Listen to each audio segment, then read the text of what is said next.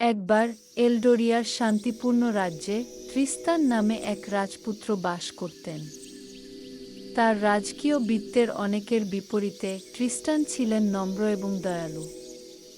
তিনি প্রায়শই একজন সাধারণের ছদ্মবেশে গ্রামাঞ্চলে ঘুরে বেড়াতেন, তার জনগণ এবং যে দেশটি তিনি একদিন শাসন করবেন তা বোঝার চেষ্টা করেছিলেন।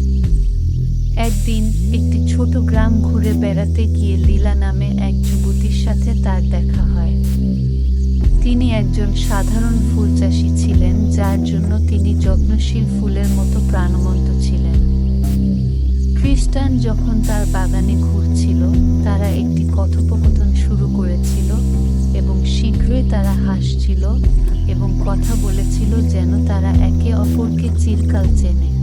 ট্রিস্টান নিজেকে প্রতিদিন গ্রামে ফিরতে দেখেন, লীলার সাথে সময় কাটাতে আগ্রহী।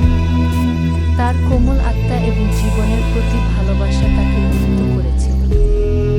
তিনি তাকে রাজপুত্র হিসাবে নয়, বরং একজন বন্ধু হিসাবে ব্যবহার করেছিলেন। প্রথমবারের মতো ট্রিস্টান অনুভব করেছিলেন যে তিনি কে ছিলেন, তার উপাধি বা সম্পদের জন্য নয়। এক সন্ধ্যায় অস্তগামী সূর্যের আভায় ট্রিস্টান সবকিছু স্বীকার করেন। আমি শুধু একজন ভ্রমণকারী নই, লীলা।